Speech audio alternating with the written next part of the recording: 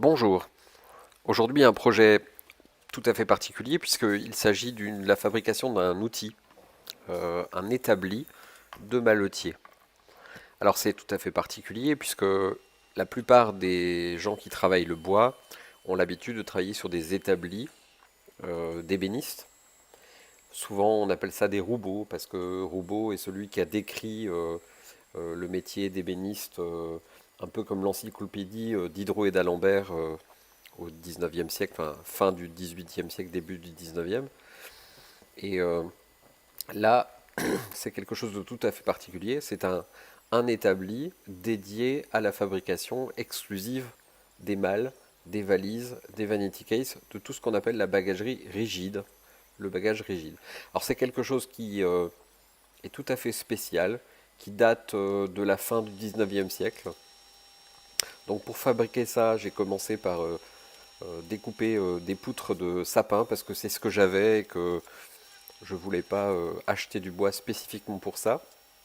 Avec le recul, j'aurais peut-être dû acheter des choses un peu mieux, mais bon, c'est comme ça.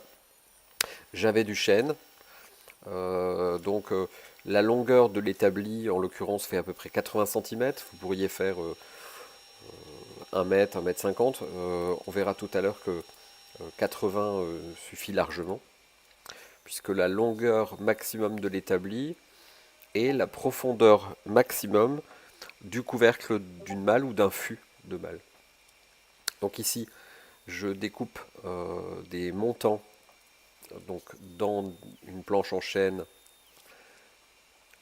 sur une scie circulaire. Et comme c'est une scie qui est mal foutue pour les petites pièces, là j'ai des toutes petites pièces, donc je mets une petite cale et toujours par sécurité, je viens mettre un petit serre-joint pour éviter de mettre les mains. L'ensemble de toutes ces pièces-là sont poncées. Alors classiquement, un grain 80 et autres. Mais comme c'est un établi, comme il va être sollicité pas mal, il risque d'y avoir pas mal de chocs, de coups, de choses comme ça. Euh, je l'ai préparé et j'ai fait une finition avant de le monter. Donc là, je crée des rainures avec une lame de scie très particulière puisqu'elle fait 10 mm de large. Je m'en sers habituellement pour faire des queues droites sur des coffres. C'est l'équivalent d'un dado. Donc c'est monté sur une scie, en l'occurrence Holz Profi. Je passe d'un côté, je tourne ma planche dans l'autre sens. Donc en général, je procède en plusieurs étapes pour pas prendre trop, pour pas faire une passe trop épaisse. Et là, je retourne et je fais l'autre côté. Enfin, ici, c'est le premier côté.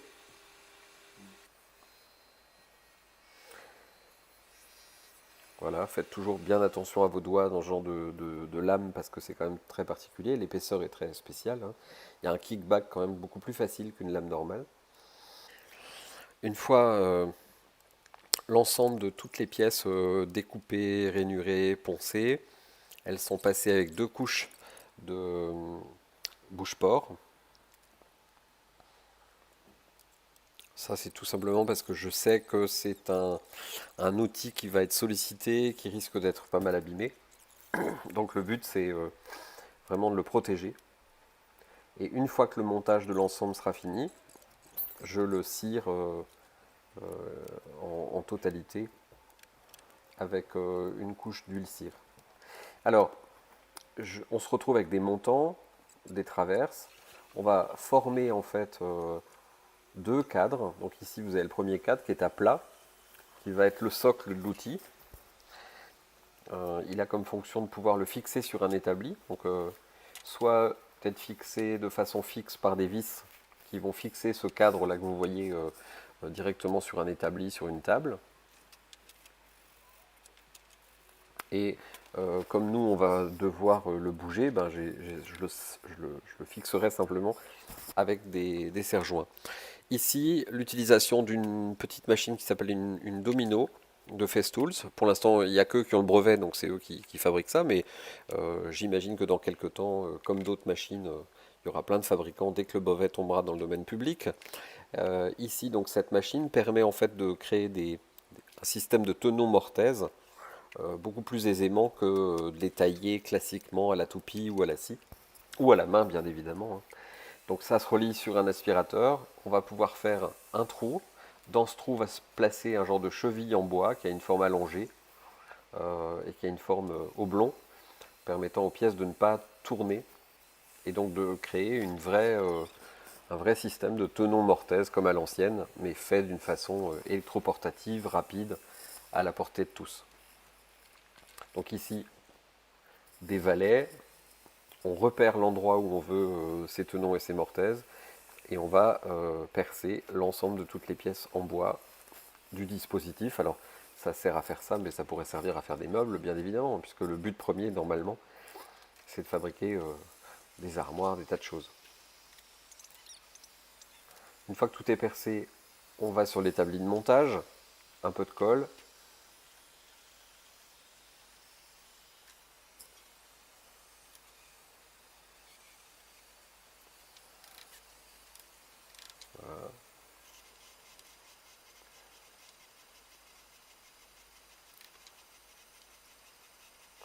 Il y a toujours Bob qui traîne dans mes pattes, et quand c'est pas Bob, c'est l'aspirateur à copeaux qui se balade un peu partout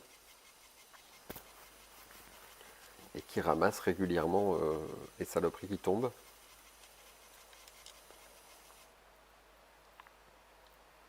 Donc ici, un montage. Alors j'avais fait un montage préalable hors caméra, hein, un montage à blanc. Et puis on va simplement serre-jointer l'ensemble de façon à laisser sécher proprement.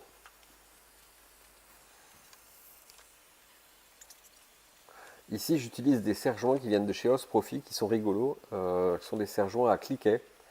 Et ça serre, mais alors énormément. C'est vraiment très très fort. Voilà. Toujours une éponge mouillée pour enlever les excédents de colle. Surtout que là j'ai utilisé une colle blanche de marque américaine qui est une vraie saloperie, qui est pas transparent quand elle est sèche. C'est vraiment une colle que je vous déconseille. J'ai essayé, c'est pas l'idéal. Ensuite, je fais la même chose, mais cette fois-ci avec un cadre où il y a une rainure. Vous voyez cette rainure qui est à l'intérieur. Alors la rainure fait à peu près 20 mm, un petit peu moins de 20 mm d'épaisseur, pour en gros 20-25 mm de profondeur. Et vous découvrirez l'usage de cette rainure tout à l'heure quand je vous présenterai l'établi fini.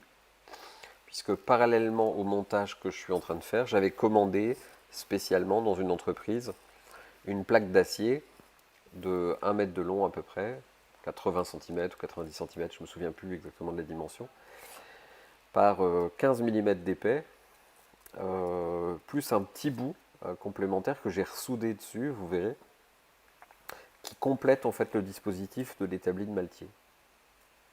Puisqu'en fait, pour être clair, l'établi en question est principalement ce qu'on appelle une losineuse, qui va permettre, comme vous le verrez tout à l'heure, de travailler une partie bien particulière de l'établi, de la malle. Donc ici, petite vérification du positionnement de l'ensemble des pieds, de l'équerrage. Il faut que les pieds soient à la bonne longueur tous pour que ça repose bien correctement.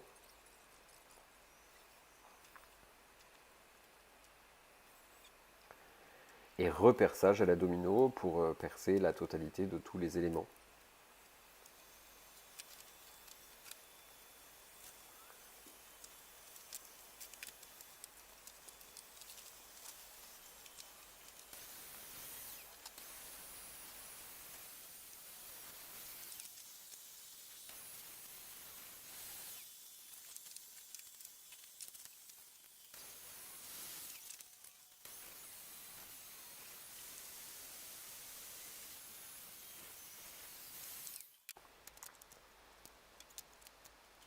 Une fois que la totalité des éléments est tout percé et préparé, on fait un montage à blanc en général d'abord, puis on va monter le collage complet.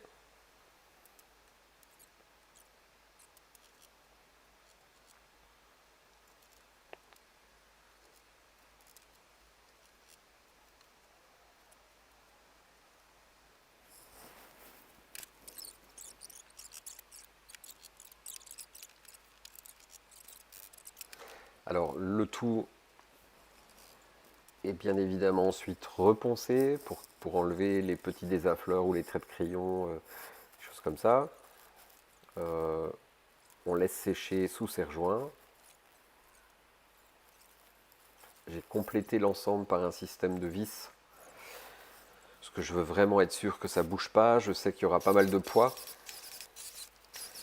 Donc j'ai percé dessous pour que ça puisse être fixé sur un établi, comme je le disais en début de vidéo. Et j'ai rajouté quelques grosses vis. Voilà ce que ça donne. Voilà. Donc cet établi est fini. Vous voyez en fait que j'ai inséré dans les deux rainures une plaque d'acier. Cette plaque d'acier mesure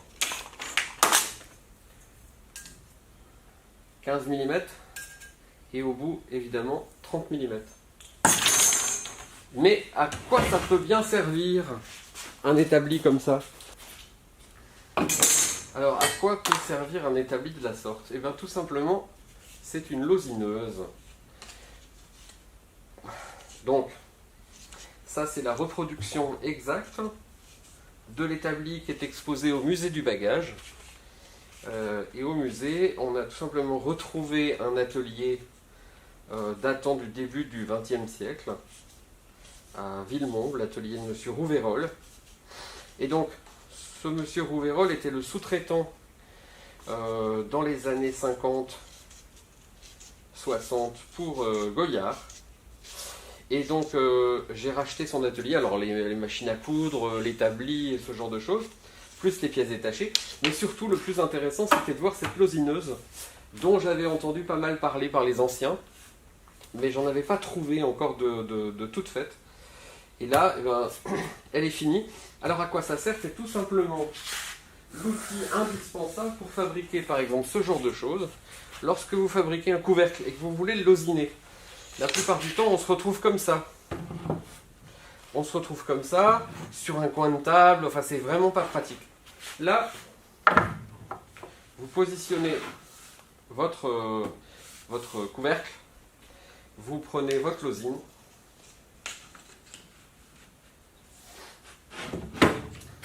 vous allez dans le coin, et vous n'avez plus qu'à losiner. Voilà, alors je veux juste encore couper un petit peu mes losines.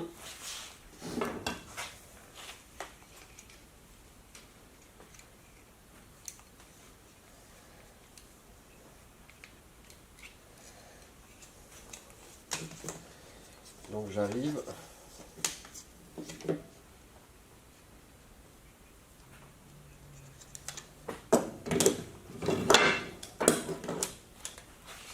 Alors,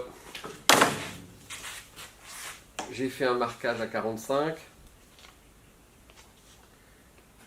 et je vais couper mes losines.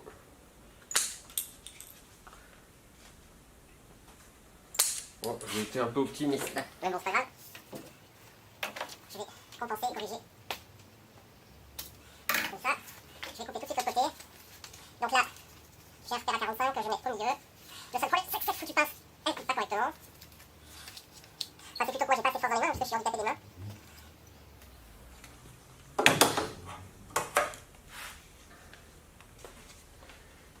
Et donc je suis obligé d'avoir un truc un peu plus costaud.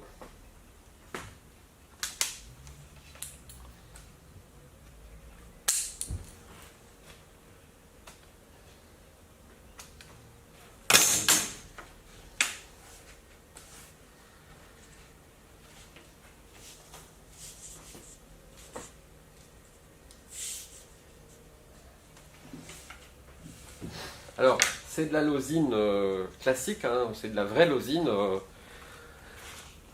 comme vous pouvez le trouver sur une malle Vuitton. C'était à la mise au point. Et puis, elle a été peinte, 2 couches, puis elle a été vernie avec un vernis UV pour essayer de garder la couleur le plus longtemps possible. Alors ensuite, deux solutions. Soit j'ai un pré-perçage suffisamment profond pour poser les clous et y aller direct. Soit, comme c'est pas le cas ici, je vais tout simplement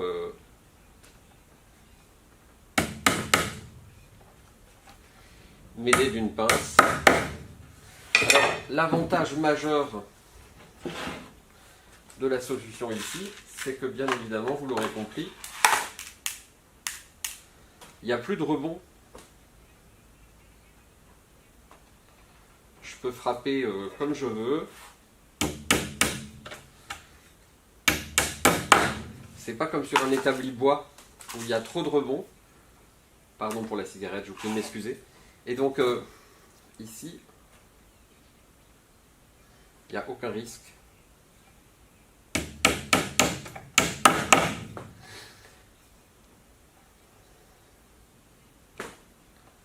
Alors le premier maltier à me parler de ce système, c'est un monsieur qui s'appelait Monsieur Dupré, qui est le maltier qui a fabriqué le premier prototype pour Vuitton d'une machine qui fait les trous. Dans les années, je pense dans les années 50, 60. Il était prototypiste pour Henri Vuitton. Et alors, pour l'anecdote, c'était un monsieur indépendant qui fabriquait en Auvergne, dans un petit atelier, pour Henri Vuitton, en cachette de tout le monde, et qui dans les années 70 allait rencontrer Henri Vuitton en train, avec sa petite mallette, ou ses petits produits. C'était assez amusant. Voilà, donc lui, le premier, c'est lui qui m'a appris à faire du riffage à froid et à poser des clous.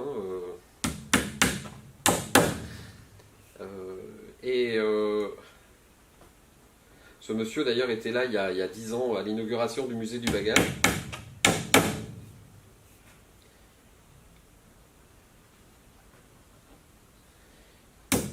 Et donc il m'avait expliqué le principe, mais j'avais pas vu. L'avantage d'une plaque en acier, c'est que si mon bois, donc là ici, le bois fait 15 mm d'épais, donc j'ai aucun problème puisque je plante des clous qui font à peu près 10. Mais si mon bois faisait 5 mm et que mon clou en faisait 10, eh bien il serait retourné automatiquement de l'autre côté. S'il est relativement mou, il va se tordre tout seul et il n'y aura pas de soucis. Et voilà comment on pose. Ah, j'ai oublié un coup.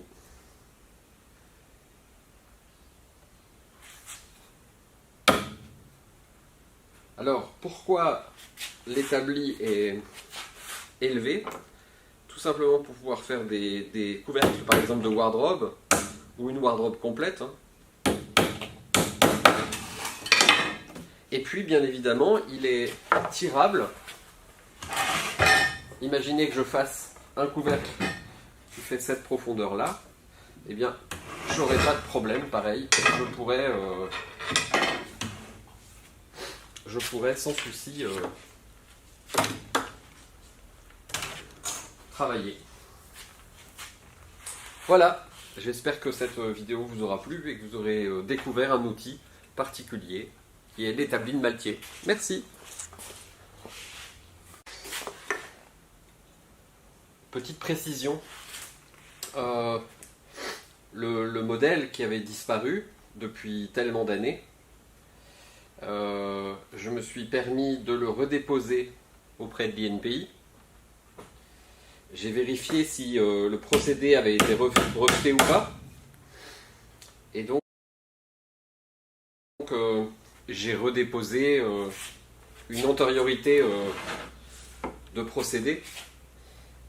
Et donc je demande à ceux qui voudraient en construire un, simplement de me consulter avant et de ne pas avoir, et là je parle surtout pour un de mes confrères qui copie systématiquement tout ce qu'on fait, de ne pas avoir l'indécence de s'en approprier la mise au point. Merci.